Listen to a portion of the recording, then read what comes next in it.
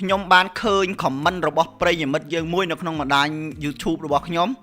ដែល comment ក្រោមវីដេអូរបស់ខ្ញុំដែលមានចំណងជើងថាមុខរបរទាំង3ដែលខ្ញុំគិតថាមិនបរាជ័យគាត់បែរនិយាយថាគំនិតរបស់ខ្ញុំក្នុងការផ្ដល់យោបល់ទៅដល់អ្នកទាំងអស់គ្នាហ្នឹងគឺគំនិតដែលតូចចង់សួរបងប្រុសដែលជាអ្នកគំនិតធំហ្នឹងតើបងបានជោគជ័យអ្វីខ្លះហើយនៅក្នុងឆាកជីវិតរបស់បង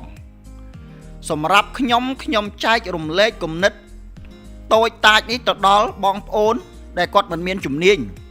មិនមានជំរឿក្នុងការរបរចិញ្ចឹមជីវិតណាដើម្បីទៅប្រកបរបរហ្នឹងទៅមានមុខរបរខ្លួនឯងមួយដែរដោយមិនចាំបាច់ទៅធ្វើការឲ្យគេអញ្ចឹងខ្ញុំសូមជម្រាបទៅបងប្អូនថាមុខរបរតូចឬធំវាមិនសំខាន់នោះទេវាសំខាន់ទៅលើការអនុវត្តរបស់យើងការធ្វើអាជីវកម្មរបស់យើងហ្នឹងទៅវាជោគជ័យដែរឬទេបើសិនជាបងប្អូនធ្វើអាជីវកម្មធំប៉ុណ្ណាក៏ដោយណាបើសិនជាបរាជ័យសួរថាវាមានន័យអត់សួរថាបងប្អូនវាខាតបងអីខ្លះតែបើយើងចាប់ផ្ដើមពីចំណុចដែលតូចហើយវាជោគជ័យវានឹងរីកដុះដាលទៅអាជីវកម្មធំបានចំណុចនេះដែលខ្ញុំចង់រំលឹកថាអាជីវកម្មតូចធំវាមិនសំខាន់ធ្វើឲ្យជោគជ័យជាមុនសិនដោយបងប្រុសនិយាយថាបងមានគំនិតធំអូខេខ្ញុំឯកភាពថាល្អបងមានគំនិតធំតែបើសិនជាបងចាប់ដើមធំបងប្រឈមមុខនឹងការខាតបងធំតែបើបងប្អូនចាប់ដើមពីរឹសដែលតូចបំផុតរហូតទៅជោគជ័យម្ដងបន្តិចវាឡើងរហូតដល់ធំវានឹងចាក់រឹសមាំអាជីវកម្មបងមិនងាយរលំទេព្រោះបងបានចាប់ដើមអាជីវកម្មហ្នឹងតាំងពីថ្នាក់ក្រោមមកម្លេះអញ្ចឹងកលុកកលៀតកលោះកន្លែងណាក៏យើងធ្លាប់ជួបប្រទះដែរកន្លែងហ្នឹងគឺមានន័យអញ្ចឹង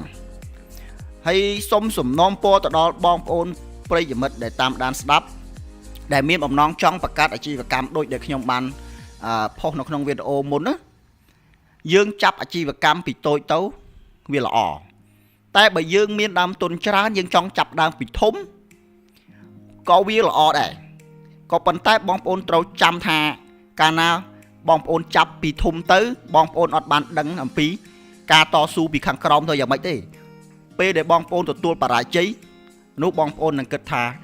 បើអញចាប់ដើមពីតូចទៅប្រហែលជាល្អជាងណាវាមិនខាតបងធំដល់ថ្នាក់ហ្នឹងហើយប្រហែលជាមិនខាតបងអញ្ចឹងទេបើសិនជាចាប់ដើមពីតូចមកព្រោះយើងបានសាងឬឲ្យវាមាំទៅហើយបាទចំណុចហ្នឹងគឺមានប៉ុណ្ណឹងចង់ជម្រាបទៅដល់មិត្តភ័ក្តិរបស់គ្នានៅពេលដែលខ្ញុំចេញវីដេអូមួយគឺសូមបងប្អូនណាមេត្តាស្វែងយល់អ្វីដែលពីគំនិតរបស់ខ្ញុំកុំគិតថាគំនិតគេដែលនិយាយទៅខុសទាំងអស់ខ្ញុំក៏មិនប្រកាន់ថាខ្ញុំត្រូវទាំងអស់ដែរតែវាមានចំណុចល្អដែរក្នុងការណាបំផុសគំនិតអ្នកទាំងអស់គ្នាដែលចង់រកស៊ីឬបើមានបំណងរកស៊ីដែលបងនិយាយថាគំនិតតូចគំនិតធំហ្នឹងក៏ខ្ញុំមិនប្រឆាំងនឹងបងដែរក៏ប៉ុន្តែជាអនុសាសន៍របស់ខ្ញុំគួរតែធ្វើពីតូចទៅណាធ្វើអាជីវកម្មតូចហ្នឹងទៅយើងបានជោគជ័យចាំយើង